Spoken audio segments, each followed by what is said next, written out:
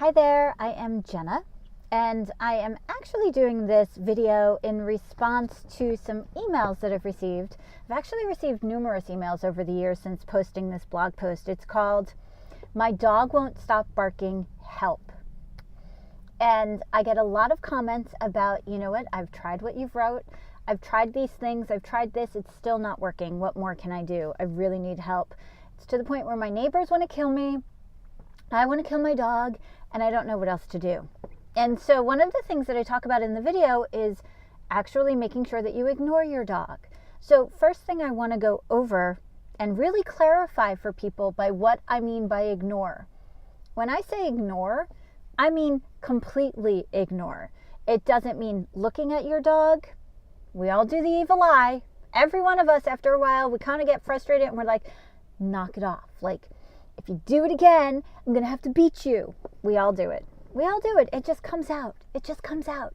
So I'm talking about eliminating the evil eye. I'm talking about not telling them to stop, to be quiet, or to shut up because you've had more than you can take. That's not ignoring. Not pushing them away, doing anything that's trying to correct the behavior, that's not ignoring. What that is actually doing is letting your dog know that check, that level, that space, that whatever worked. And I can just go back and do that again. So you really have to commit yourself to ignoring. What happens when you can't ignore? Like really, I mean, there are moments where we can't ignore. And you're going to kill your dog. I've been there. Oh, Roland, I've been there. So what do? What do? You actually get up. You go behind a closed door. You physically remove yourself from, I don't want to say the building, but you remove yourself from the room. Like you physically remove yourself. Walk away. What do you do when you're fighting with somebody or somebody's fighting with you and you're not engaging? You physically remove yourself. What do you do when there's a person that you really don't want to talk to or you really don't want to have anything to do with? You physically remove yourself. In today's world, we do that by blocking people on our phone, blocking people in social media.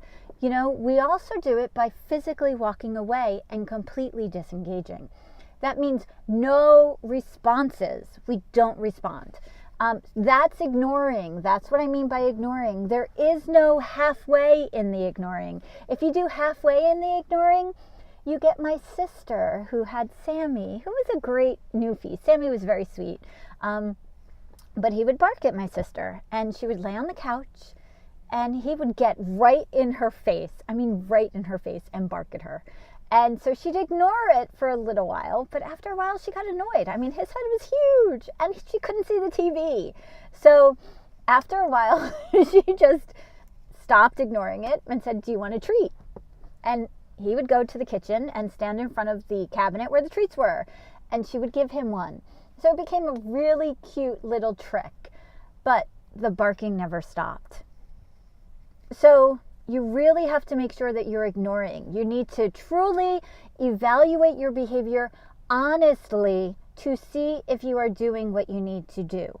If you're not, that's where you need to start.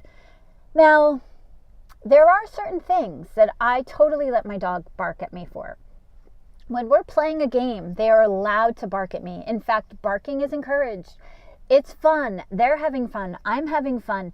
They are vocalizing that they are having fun. That is completely okay. I am also completely okay if I am ignoring my dog's signals and they really have to go out and they use a bark to tell me. Those are all acceptable. I am not okay if my dogs are barking at me because they're hungry and I'm getting their food ready. That's a no-no. We don't do that. Because for me, that type of barking is yelling. They're essentially yelling at me. "Come on, lady, let's go. Move it along. I'm hungry." It's not okay. So for those of you who are having a problem like that, ignore it. What I do, and I teach any dogs who come to me, whether it's a foster, whether it's my dogs or whatever, that barking actually makes me leave the food.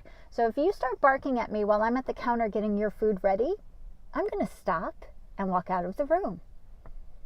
And so what happens is they stop barking, because if barking at me means that they don't get their food fast, they're not going to do it. It doesn't serve a purpose for them. Dogs bark at us when it gets something that they want. If they find that it's a tool that works for them, they will do it, and they will use it, and they will use it frequently. And there are some dogs who really, really enjoy hearing their voices. Roland was one of them. Roland was my foster. I had him 9 months. He had heartworm. A whole bunch of stuff happened, and he ended up staying with me much longer than I ever anticipated. He was a very sweet boy. He was also a handful. And when he first came to my house, he barked. He was pushy. He just wanted what he wanted, and he would do whatever he wanted to do to get it, and he tried. Like a perfect example is when I have dogs come over, I teach them that there is no standing in the kitchen while I'm getting food ready. I usually use a physical barrier like a baby gate. It's just much easier. It keeps things under control, and they all hang out on the other side. And so I did that with Roland, and Roland decided to jump over the gate. I've never had that happen before. There were things that Roland did that I never had happen before that happened with Roland. It was a learning experience. So he jumped over the gate, and what I did was I would just take his collar, open the gate, and put him on the other side. I did that multiple times, repeatedly, and I would say by, I don't know, it didn't take that long. He started getting that if he did that, it actually stopped me from preparing the meal. He is now happily in his own home with his own family, and they adore him, and he will come and visit with me a couple times. I've seen him twice since he's been adopted, and when he comes to my house, he now knows the drill. He just lays on the carpet that is outside and waits outside the kitchen door. So he's learned what to do, but I was very consistent with that. When we were in the house and he would bark at me, and he would bark at me because Roland had demands and Roland wanted what Roland wanted. And I got tired of it. I would physically remove myself.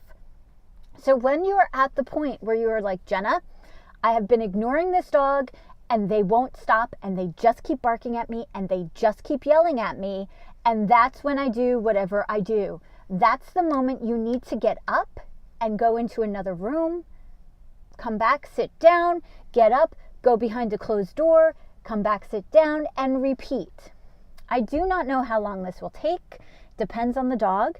It depends on how much you have unintentionally reinforced their barking behavior. And you'll know when you know. But what you're going to start to see is a decrease in the barking. And that's what you're looking for. So if they're barking at you for 20 minutes, you want to see that they're barking at you for maybe 18. I'm just going gradually because it doesn't happen overnight. So you see it as less. They actually start to back down and they actually start to understand that it's not going to work. You're on the right track at that point. But you need to keep going with it. Again, I don't know how long it's going to take you. Roland was with me 9 months. And I have no clue when he stopped barking, to be honest. I just know at some point it stopped. So now let's address the fact that your neighbors are going to kill you and you're going to kill this dog.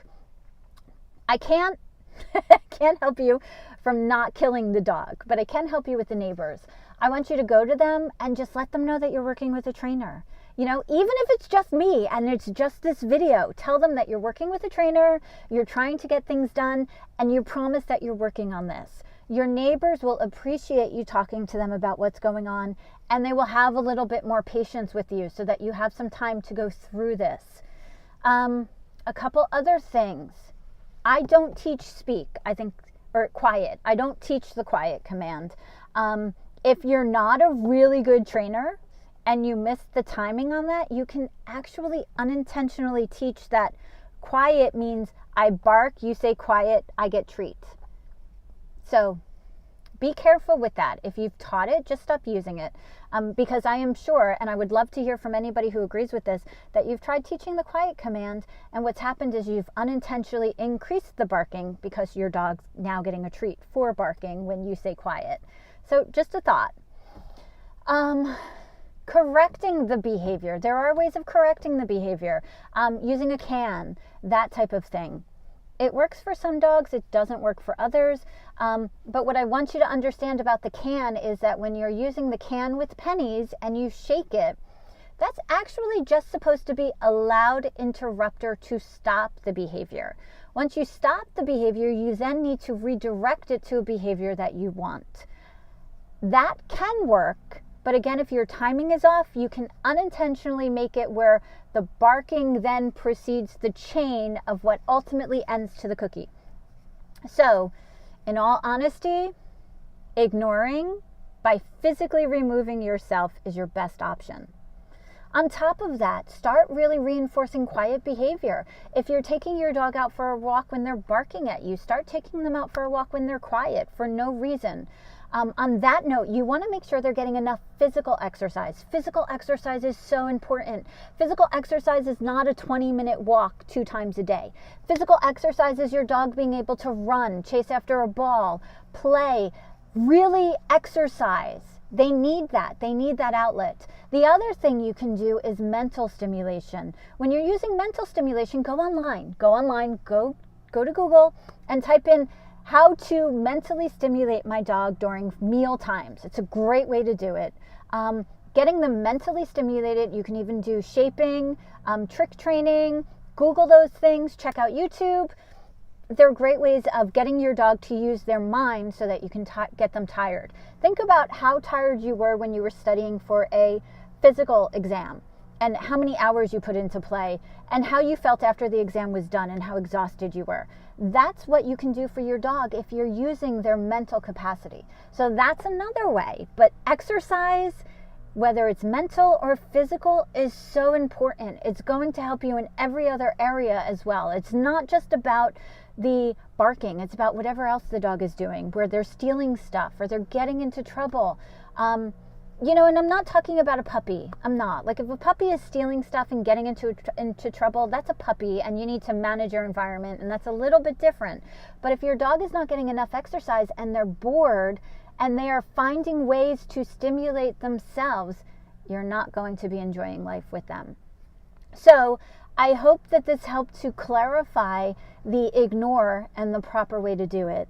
And I hope that you start to have a quiet household soon with your dog. And I would love to hear back from you. I appreciate the emails. I appreciate people reaching out to me and asking me additional questions. I love to help everybody. And let me know if this helped you and if you feel a little bit more secure about it. I would also love to hear how long it took you, what your neighbor said. Share it. People need to hear that this stuff works.